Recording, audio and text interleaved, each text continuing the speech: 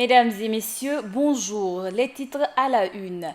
Le 15 septembre prochain, les fonctionnaires burkinabés expérimenteront pour la toute première fois la journée continue, décision qui a été prise en Conseil des ministres. Le dispositif nécessaire à sa réalisation dans cette édition. Désormais, les femmes du Burkina se vêtiront aux couleurs du pagne tissé pour les prochaines célébrations de la Journée internationale de la femme. Quel est l'impact d'une telle décision sur l'activité des tisseuses? Le point dans ce journal. Et dans ce trésor, nous verrons comme vous que deux génies de la falsification de tout type de documents ont été mis aux arrêts. Bienvenue au trésor de Burkina Info. La journée continue sera une réalité le 15 septembre prochain dans toutes les institutions publiques. Ce décret qui fixe la durée hebdomadaire de travail à 40 heures maximum et qui vise l'amélioration de l'organisation du travail et du rendement est fort apprécié par les fonctionnaires, même s'ils déplorent l'insuffisance de commodité à sa réalisation. Doumadi Guel Rodrigue. Attendu par les agents de la fonction publique, la journée continue sera bientôt effective au Burkina Faso. C'est ce qu'en a décidé le Conseil des ministres du 2 septembre dernier à Fada. C'est une bonne chose dans la mesure où ça permet quand même de résoudre un problème économique quand on sait que les quartiers sont très distants les uns des autres. À Ouagadougou, la journée continue par rapport à cela est une bonne chose. Mais bon, en tant qu'enseignante, je trouve quand même qu'il y a un petit couac. Parce que les enfants, à partir de midi, ce n'est pas évident qu'ils puissent tenir. Peut-être qu'il y aura des mesures urgentes pour le domaine de l'enseignement. Si certains travailleurs apprécient cette décision, il n'en est pas pour d'autres qui trouvent que cette mesure ne respecte pas les dispositions des textes sur le travail posté. La journée telle qu'elle est initiée n'est pas trop conforme, parce qu'on parle de journée de travail posté. Alors que le travail posté, le temps de repos est inclus dans la durée de travail. Donc dans la logique, ça doit finir à 15h et non 15h30. Voilà. Donc c'est un peu ça. Donc ce n'est pas conforme au test sur le travail posté.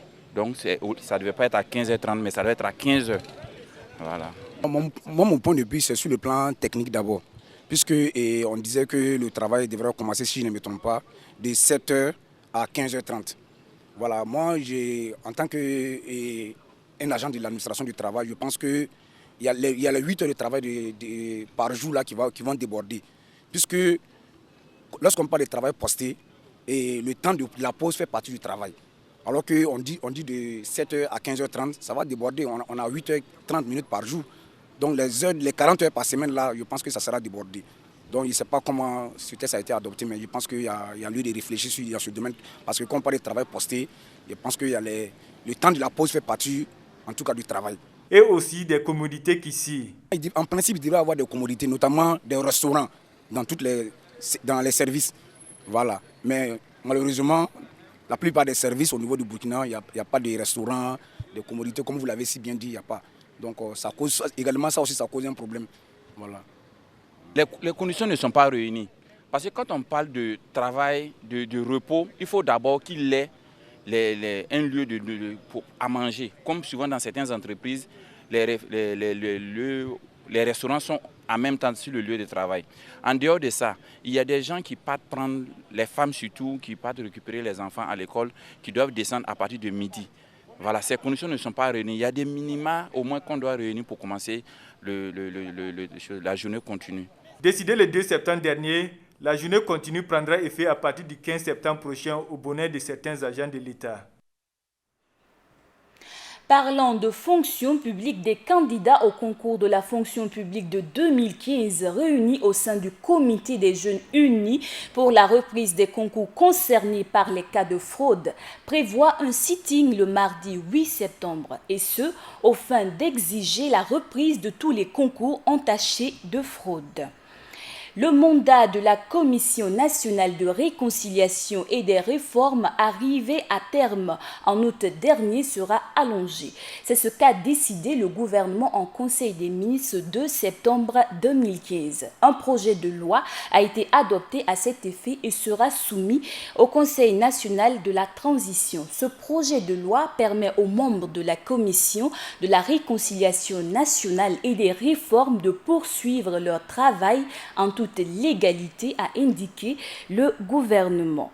Parlons à présent 8 mars. Dorénavant, les femmes burkinabées devront se vêtir du pain tissé traditionnel pour la prochaine édition de la Journée internationale de la femme. Vu que les femmes représentent en majorité 52% de la population, qu'en serait-il de l'impact de cette décision sur la qualité ainsi que la disponibilité du pain tissé? Je vous invite à suivre cet élément de Viviane Bama. Depuis le temps qu'elles en revêtent, c'est désormais chose faite. Le gouvernement burkinabé, lors de son conseil des ministres du 2 septembre, a pris la décision d'institutionnaliser le pain tissé comme pain de la célébration de la Journée mondiale de la femme. Une nouvelle appréciée positivement par l'autre moitié du ciel, même si des préoccupations demeurent. À mon avis, c'est une bonne initiative parce qu'il n'y a rien de tel. Et je regrette de faire référence au défunt président qui disait que produisons et consommons burkinabé. Parce que ce que nos femmes, nos valeureuses femmes font, il n'y a rien de tel. Et moi, je pense que franchement, c'est une bonne chose. C'est pas à la portée de tout le monde. Si on peut essayer de diminuer un peu le prix, ça va nous arranger, quoi. Sinon, c'est pas qu'on n'aime pas le faso d'Anfani. On aime le faso d'Anfani, mais vu le prix, c'est un peu compliqué.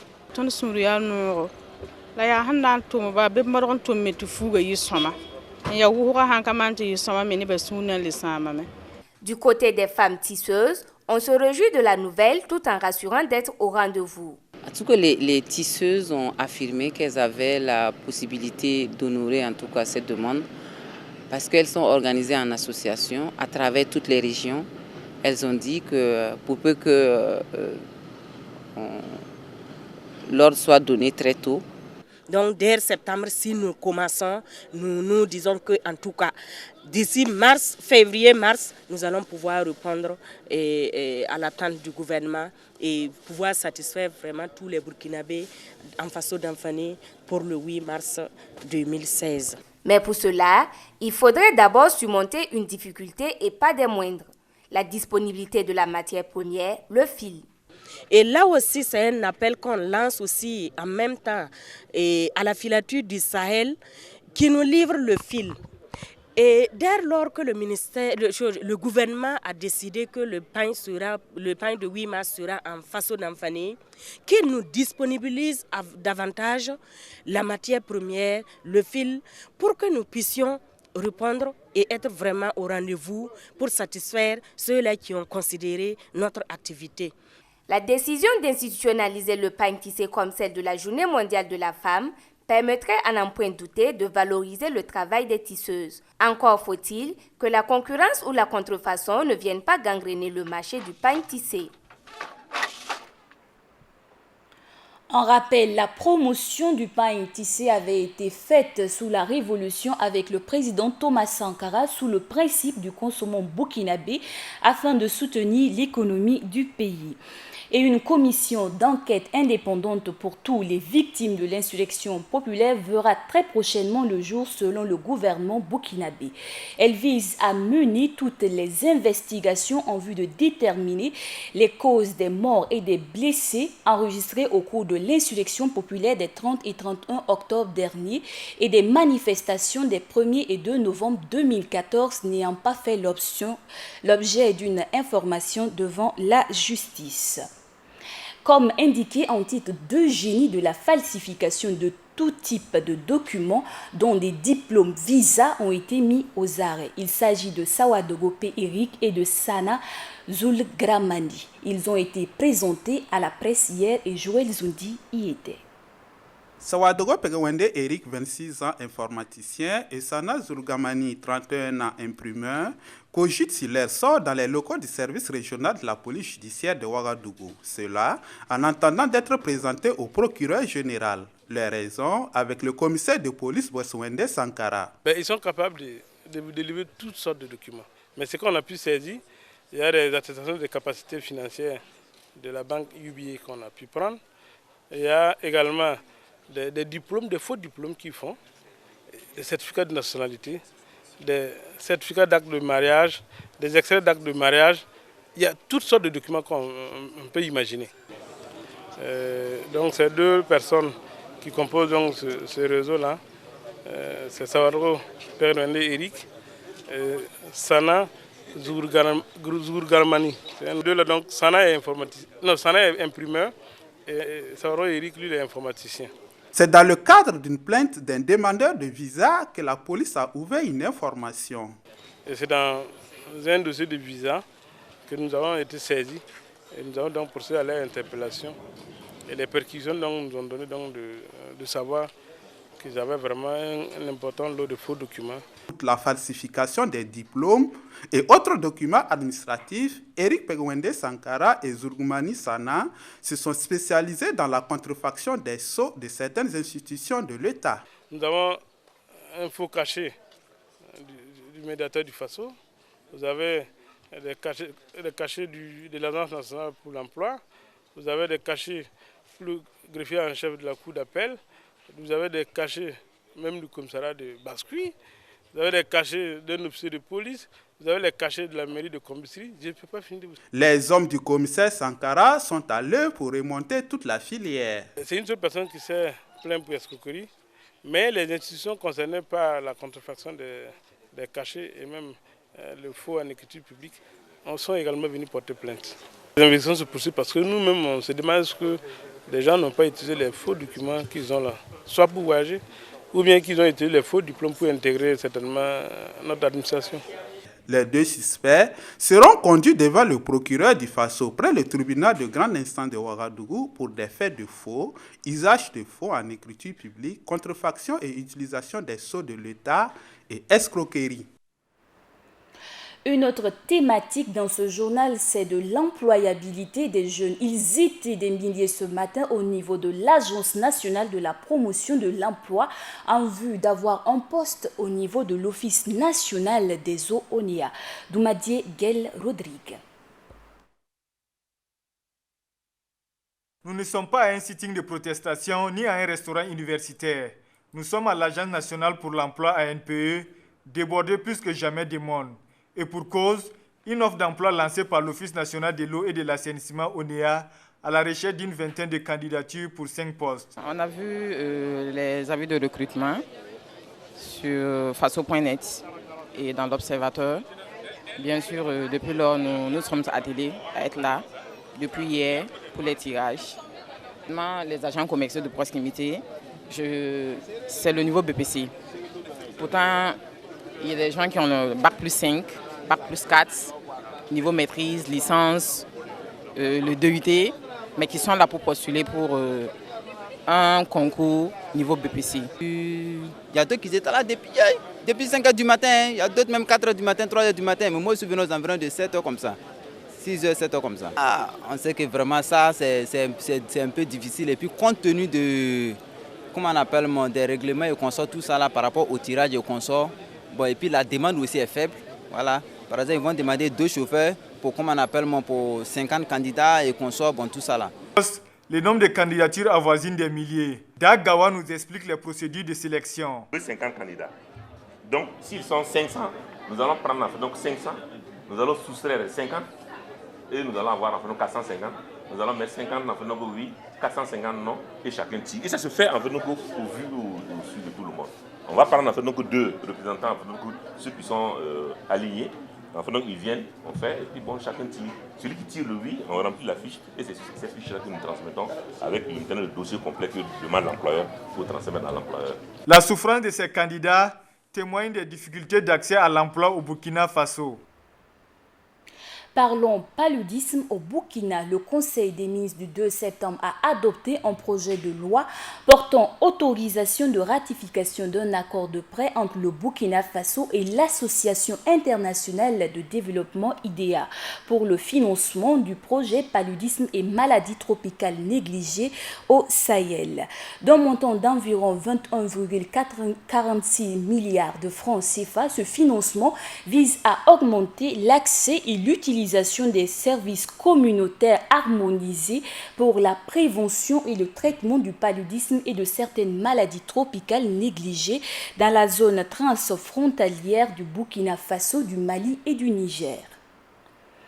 Certains d'entre vous ont déjà été victimes de la difficulté de payer ces factures du fait de l'insuffisance de guichets malgré des innovations. Ibrahim Zongo. Nous y reviendrons plus en détail sur cet élément dans nos prochaines éditions. Après 10 mois sans salaire, plus de 140 travailleurs de la société Tanali se retrouvent officiellement au chômage. Ils ont reçu hier leur lettre de licenciement, un document qui a été porté à la connaissance de l'inspection du travail. Le reportage est signé Hassan Nakro. L'espoir est consumé pour les ex-travailleurs de la société Tanalise. La note de licenciement est tombée ce 1er septembre 2015 et ce sont plus de 140 agents qui sont concernés par cette résiliation de contrat. C'est avec désolation et tristesse sur le visage que le délégué du personnel Aimé Yabré s'est présenté ce matin à la Bourse du Travail pour faire cas de la dite décision. Je suis là pour montrer un document que le service nous a délivré hier pour une cessation de contrat. Les cessations de contrat, on l'a pris, mais il faut se présenter à l'inspection, voir s'il est conforme d'abord. Parce que les gens, nos collègues ont refusé de prendre, parce qu'ils s'attendaient à prendre avec leurs droits en même temps. Mais comme il n'y a pas de droit, beaucoup ont refusé de prendre. Donc il faut se présenter à l'inspection pour voir la conduite à tenir. Un licenciement survenu après 10 mois d'attente et d'espoir. Aujourd'hui, beaucoup d'entre eux croupissent dans la misère, malgré le secours du gouvernement à travers le ministère de l'Action sociale, à en croire le délégué du personnel. Au moment où on travaillait, même, c'était difficile, même, n'en parlons pas aujourd'hui, 10 mois de salaire, 10 mois sans salaire. Chacun se bat comme il peut. L'Action sociale nous est venue en aide, en vivre. Une estimation, ils ont estimé que la quantité qu'ils nous ont donnée peut atteindre 6 mois. On est au 6e mois de l'aide de l'Action sociale. Il y a des familles qui ont beaucoup d'enfants. Ça c'est fini même avant les 6 mois. Donc chacun se bat avec l'aide de ses frères et consorts. Et ceux-là qui peuvent toujours faire des petits contrats, sont en recherche d'emploi. Il n'y a plus espoir, puisque du moment où même il n'y a plus de relation même avec nos ex-travailleurs, il n'y a plus de communication, rien. Tout se vient maintenant par des informations. Je crois qu'il n'y a plus d'espoir. Ici, à la direction de la société Tanalise, un constat amer. Une cour déserte, les portes fermées, la cour transformée en une basse-cour, un magasin de stockage presque vide. Au garage, il ne reste plus qu'un seul véhicule et de surcroît non fonctionnel. Une situation générale qui dépeint la crise que cette société traverse. En ces temps de fin de mois, il est difficile pour bon nombre de Ouagalais de pouvoir payer leurs factures d'électricité. Un constat avec cet élément de Ibrahim Zongo. Ces derniers temps, les guichets de la Sonabel refusent du monde, une foule immense en file indienne chaque jour, chacun pour régler sa facture. Que l'on soit abonné prépayé ou sur facturation, le rang est long, l'attente aussi. Qu'est-ce qui peut bien expliquer cela? Je suis là actuellement depuis 10 heures, voici le rang là maintenant, jusqu'à dehors.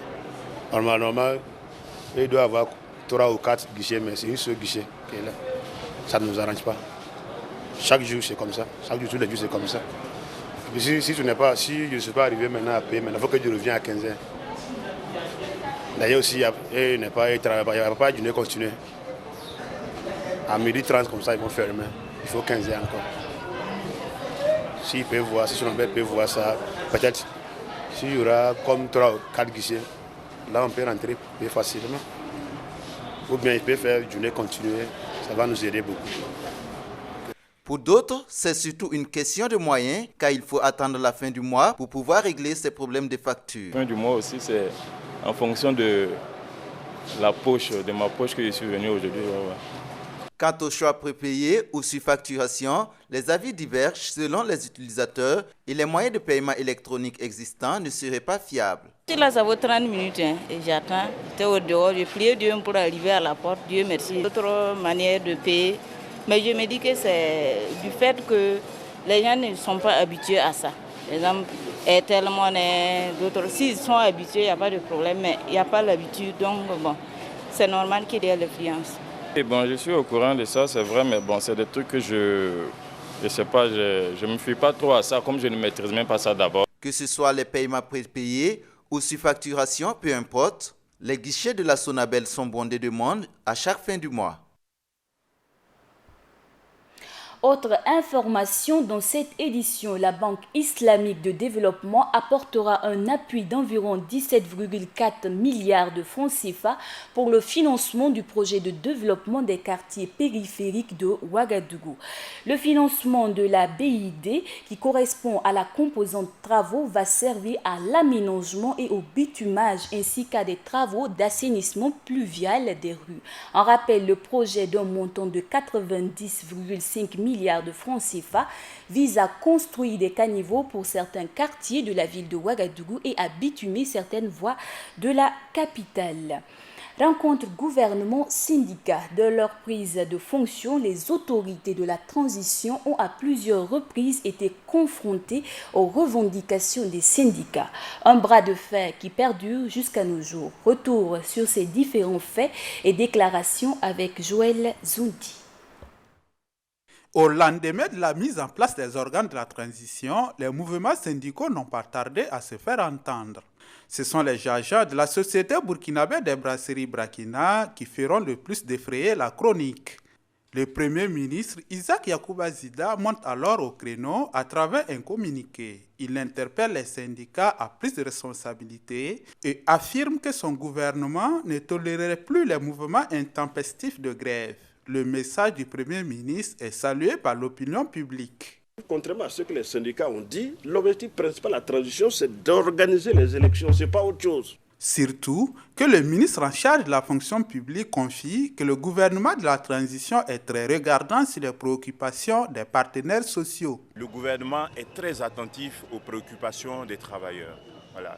Je pense que ce gouvernement qui est issu de l'insurrection comprend effectivement les préoccupations des travailleurs. Nous allons travailler à répondre à ces préoccupations en tenant compte, bien entendu, des moyens qui sont disponibles. Les leaders syndicaux, eux, n'en démordent pas. Notre action, c'est justement d'aider même la transition à réussir sa mission.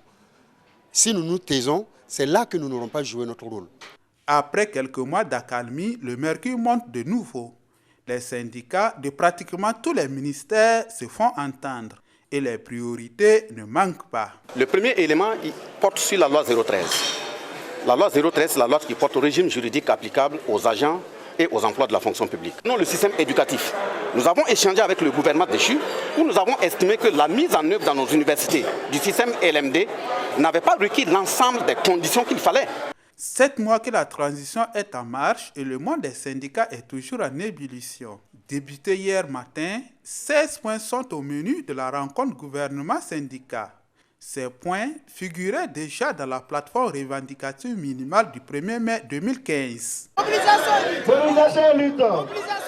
Parlons Hajj 2015. Le président du comité de suivi du Hajj, El Hadj Cheikh Omar Boni et son équipe ont procédé à une visite du centre technique du Hajj par les journalistes hier. Objectif, rassurer les pèlerins de l'établissement des visas. Des détails avec Ibrahim Songo. La première vague des pèlerins burkinabés prendra la direction de la Terre sainte de l'Islam dans la nuit du 7 septembre prochain. Mais avant, au centre technique du Hajj 2015, l'heure est aux dernières épreuves. Ce mercredi, le comité de suivi du pèlerinage a fait visiter à la presse le système d'établissement des visas qui du reste suit son cours. Le processus de mise en départ des pèlerins se déroule normalement. Parce qu'avant la phase des départs, il faut les visas. J'ai expliqué que le système cette année des visas est très complexe. C'est un système électronique qui exige que tous les contrats soient validés dans la machine avant que les pèlerins ne puissent être, avant qu'on ne puisse faire une demande de visa en son nom. Un processus électronique initié par les autorités saoudiennes en vue de réduire les fraudes et plusieurs types de difficultés constatées dans le déroulement du Hajj. C'est un processus qui est assez complexe avec lequel on ne peut pas tricher. C'est ça qui explique un peu le retard, comme c'est la première fois aussi que le système est expérimenté en Arabie Saoudite. Et Dieu merci, nous avons de bons techniciens. Vraiment, je remercie. Les agences ont de très bons techniciens. On a eu beaucoup de difficultés, mais pas fini, on s'est imposé au système. À la date du 2 septembre 2015, plus de 3000 visas sont déjà à la disposition du comité de suivi du Hajj.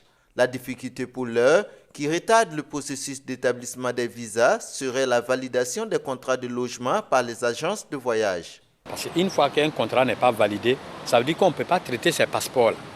Donc j'attire l'attention des agences pour que rapidement on puisse valider un peu ces contrats qui restent là, pour que nous puissions scanner la totalité des passeports. Malgré ces difficultés, le comité de suivi du Hajj a par ailleurs rassuré les pèlerins que tous les visas seront disponibles à partir du vendredi 4 septembre prochain afin de leur permettre d'accomplir le 5e devoir de l'islam. Page sous-régionale, 7 djihadistes maliens présumés ont été arrêtés en Côte d'Ivoire et extradés au Mali, ont affirmé des sources sécuritaires maliennes et ivoiriennes. Selon elles, certains ont reconnu avoir été membres du groupe islamique Ansar Dine et avoir procédé sur le territoire malien. Les 7 suspects auraient avoué avoir créé un camp d'entraînement en mars à Samanco, près de Bamako. Information internationale avec le Guatemala. Après l'émission d'un mandat d'arrêt à son encontre pour corruption, le président du Guatemala a démissionné selon son porte-parole George Ortega. Le président Pérez va désormais faire face de manière individuelle à la procédure menée à son encontre. Il était au pouvoir depuis 2012. Nous recevons à présent sur ce plateau du 13h Yamba Georges Kwanda, secrétaire général de l'Union syndicale des travailleurs du Burkina. Bonjour et bienvenue sur ce plateau du 13h. Bonjour, mademoiselle Ilboudou. Comme la plupart des téléspectateurs qui nous suivent et les Burkinabés et même les fonctionnaires, vous savez déjà que le 15 septembre prochain, il y aura l'institution de la journée continue de travail au Burkina. Quelles sont vos appréciations par rapport à cette décision qui a été prise au Conseil des ministres le 2 septembre dernier?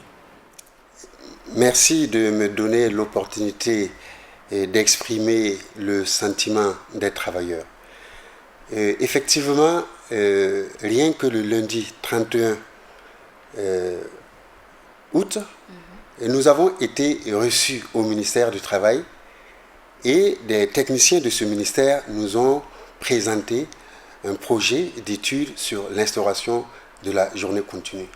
Et quand je dis nous, c'est l'ensemble du mouvement syndical. Et à cette rencontre, nous avons émis beaucoup de préoccupations, à savoir surtout les mesures d'accompagnement. Quand vous parlez de mesures d'accompagnement, à quoi faites-vous allusion? Je fais allusion par exemple à la mise en place du ramassage des scolaires. Je parle des restaurants qui vont s'ouvrir pour permettre aux travailleurs de se restaurer et de reprendre immédiatement le travail. Et à ce niveau, nous avons aussi demandé à ce qu'on puisse d'abord expérimenter le système dans une ville donnée avant de l'étendre sur le plan national. Et à notre grande surprise, nous entendons donc dans le compte rendu du Conseil des ministres que le décret est déjà pris. Alors qu'à cette rencontre-là, nous avons bien précisé que le mouvement syndical enverra par écrit, en tout cas nos observations et nos remarques, en vue d'être prises en compte dans l'analyse, dans tout ce qui va rentrer en ligne de compte dans la mise en place de cette journée de travail continu. Et cela montre encore une fois de plus que le mouvement syndical est méprisé par ce gouvernement. Depuis le début de l'insurrection, après l'insurrection populaire, la mise en place du gouvernement, plusieurs actions ont montré effectivement que le mouvement syndical n'avait pas de considération à leurs yeux. Et ça, c'est un exemple palpable. Le lundi, on nous présente quelque chose, nous promettons de réagir, nous n'avons même pas eu le temps de réagir que le décret est appliqué. Qu'est-ce que cela veut dire? On dira que le mouvement syndical a été associé, alors qu'en réalité, il n'y a rien de cela. Pourtant, le Premier ministre, lors de concessions avec le mouvement syndical, il y a eu la mise en place d'une commission tripartite d'aide aux travailleurs victimes de destruction de leur lieu de travail lors de l'insurrection des 30 et 31 octobre dernier. Et aussi, il y a eu des concertation pour la relecture de la loi 013. Alors quand vous parlez de mépriser le mouvement syndical, on est en mesure de se demander alors à quoi faites-vous allusion?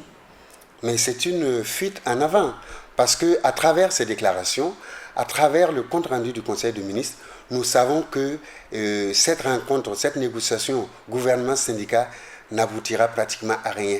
Parce que dans tout ce qui a été dit, le Premier ministre s'est contenté de dire ce qu'eux, ils ont déjà fait. Mais en réalité, ce qui a été fait par rapport à la plateforme minimale que nous avons déposée, de 32 pages, voilà, il y a de 16 points, il y a une différence énorme. Donc, nous imaginons que dès demain, à partir de 9h, lorsque nous allons entreprendre les négociations, nous savons que cela ne sera pas simple. Mais attendez de voir avant de juger, mais là n'est pas la question. Il y a encore une autre préoccupation, à savoir la loi 013, qui fait une certaine distinction entre les fonctionnaires au niveau de l'État, à savoir les fonctionnaires et les contractuels. Alors comment arriver à redynamiser la fonction publique, selon vous? Mais justement, pour nous, il est clair que cette séparation, cette division-là, constitue une exclusion et justement, la loi 013 est d'ailleurs le premier point que nous demandons à ce qu'elle soit examinée. Parce que pour nous, que ce soit l'agent, le travailleur de la fonction publique, le contractuel de l'État, tous sont des agents publics de l'État. Et à ce niveau-là, nous ne voyons pas pourquoi on doit faire cette différence-là. Pas faire de différence. Encore un autre problème qui est quand même criard au niveau des fonctionnaires que vous dénonciez pratiquement sur le terrain, c'est la loi faisant référence au Code du travail, à savoir la loi 028. Alors, quels sont les points sur lesquels vous et le gouvernement, vous n'arrivez pas à trouver un consensus réel? Vous savez que la loi 028, donc qui est relative au Code du travail, est pour nous un Code du travail j'allais dire anti-travailleur. Parce que effectivement, à ce niveau, tout est mis en place pour que l'employeur puisse faire ce qu'il veut de ses employés. À savoir d'abord que si tu es délégué syndical ou délégué du personnel, tu es déjà sur le viseur de l'employeur et la moindre incartade est sujet à un licenciement, puisque l'employeur sait qu'en vous licenciant, il n'a rien à perdre, il n'a que 18 mois de salaire à payer et il se débarrasse de vous comme il veut. Ça, c'est une chose. Une deuxième chose, c'est qu'aujourd'hui, on ne peut pas parler de travail décent au Burkina. Parce que tout simplement, la majeure partie des travailleurs aujourd'hui, surtout dans le secteur public, sont des contrats à durée déterminée. Donc, à partir de ce moment, comme ils savent que la loi, le Code du travail, leur permet de renouveler à volonté ce contrat-là, mais ils ne sont pas enclins à accélérer la procédure pour leur engagement. Alors la grande question que les gens se posent présentement, c'est que vous dites que la loi, elle n'est pas apte à aider les travailleurs à avoir un bon rendement à la fin du mois. Alors quelles sont les propositions que vous soumettez à l'État, compte tenu que l'État n'est pas une institution qui engrange des frais aussi énormes? Vous savez que notre État n'est pas... Nous sommes dans un système organisé et nous avons beaucoup de conventions que nous avons ratifiées au sein du Bureau international du travail. Et donc, alors qu'aujourd'hui, au sein de cette organisation internationale, mais l'activité phare, c'est véritablement créer des emplois décents. On ne peut pas s'engager là-bas pour dire qu'on va créer des emplois décents et venir adopter un code de travail anti-travailleur. Donc, il ne peut pas avoir un poids de mesures. Soit on est d'accord pour ratifier et observer effectivement les conventions dans notre pays, ou alors on ne les ratifie pas et en ce moment on fait ce qu'on veut. Alors aujourd'hui nous avons ratifié un certain nombre de conventions au niveau du BIT, mais l'État burkinabé se doit de les appliquer. Pensez-vous qu'adopter des lois dures pour je dirais pour les pourvoyeurs d'emploi serait une solution? Non, nous savons que il faut en même temps permettre aux privés de pouvoir s'installer, puisque ce sont ces privés-là qui sont des créateurs d'emplois. Mais en même temps, nous disons que autant nous voulons la présence de ces entreprises étrangères dans notre pays, mais autant il faut permettre à ceux qui vont travailler dans ces entreprises de pouvoir vivre décemment, de pouvoir payer la scolarité de leurs enfants, de pouvoir se nourrir, de pouvoir subvenir aux soins médicaux, etc. Et si tel n'est pas le cas, ben nous pouvons penser que c'est une exploitation pure et simple de nos travailleurs. Demain, vous serez situé sur le sort en général des travailleurs au Burkina. Alors, que pensez-vous que l'État doit faire en général? Mais nous pensons que l'État doit examiner très positivement les doléances que contient notre plateforme minimale en 16 points. Et comme nous l'avons toujours dit et nous disons toujours, la plateforme minimale n'est pas axée sur tous les points sur des aspects financiers. Quand nous prenons le code du travail, ce n'est pas un aspect financier, ça n'a pas une répercussion financière comme ça sur l'État. Si nous prenons la loi 027 qui est relative aux travailleurs des communautés territoriales, mais c'est juste l'administration territoriale plutôt, c'est pour juste créer une certaine justice entre les travailleurs.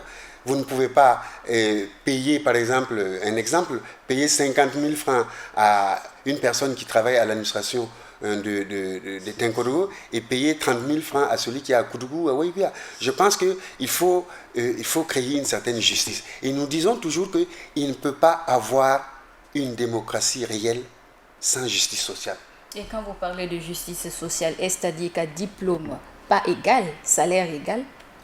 Bon, dans les différentes entreprises, il y a un statut du personnel, il y a un règlement intérieur qui permet aux responsables de l'entreprise de gérer son entreprise. Nous ne pouvons pas, sur cette base-là, dire que ce qui se fait, par exemple, je ne sais pas, à l'ONATEL, doit s'appliquer forcément à l'ONEA ou à la Caisse nationale de sécurité sociale. Nous disons que les entreprises ont des textes qu'il faut simplement appliquer. Des textes qu'il faut appliquer, on l'espère. Alors une dernière question, c'est celle relative, comme vous avez pu le voir avec moi sur ce plateau, la question des faussaires qui minent le tissu économique burkinabé. Alors quelle est votre vue, une vue large de ces personnes qui, chaque jour que Dieu fait, sont à la base de la ruine économique de nombreux Burkinabés et même des travailleurs? Cela est vraiment malheureux. Et tout le monde le constate. Et je pense que tout ça est lié à la faiblesse de notre gouvernement. Nous pensons qu'il faut mettre des structures fortes, accompagnées de moyens adéquats de vérification, de contrôle, pour effectivement éviter tout ce qui se passe. Parce qu'à l'heure d'aujourd'hui, on met plein de structures en place, mais sur le plan matériel, il n'y a rien qui permette à ces travailleurs de mener d'une façon correcte, d'une façon décente leur activité. Et cela donc permet justement à ces faussaires tous ceux qui veulent faire des malversations, de pouvoir commettre leurs méfaits, mais en toute impunité. Lorsqu'on arrive à les épingler, c'est le plus souvent du fait du hasard. Mais ce n'est vraiment pas un contrôle, une surveillance qui a permis d'aboutir à ces délinquants-là. Donc, tout cela interpelle notre gouvernement à mettre effectivement en place des structures fortes, équipées de tout le matériel adéquat pour leur permettre de mener d'atteindre les objectifs auxquels ils sont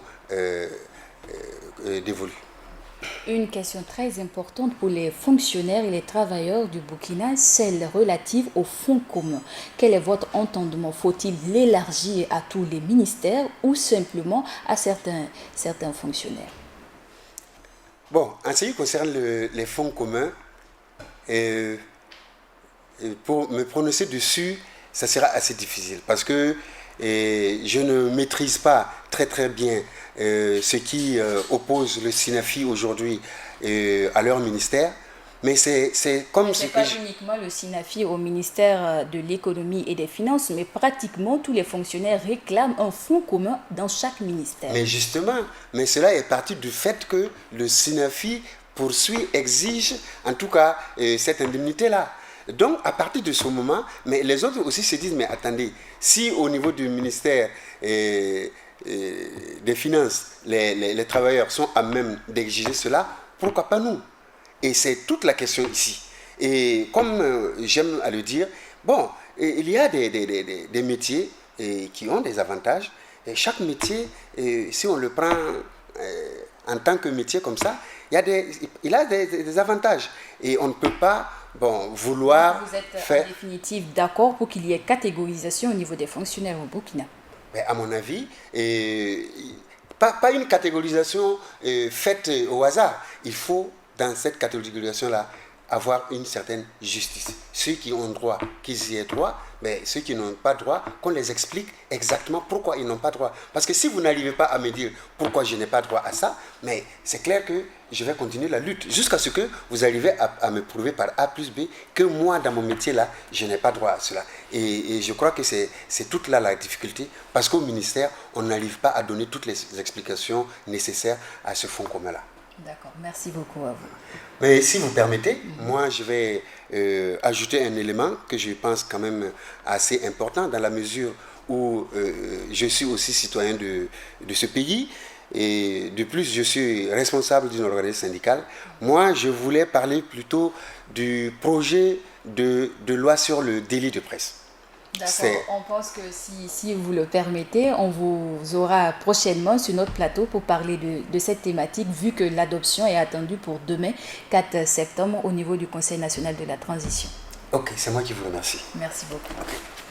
C'est tout pour cet entretien avec Georges Yamba Kwanda, secrétaire général de l'Union syndicale des travailleurs du Burkina. Entretien qui met fin au journal du 13h sur la chaîne Burkina Info.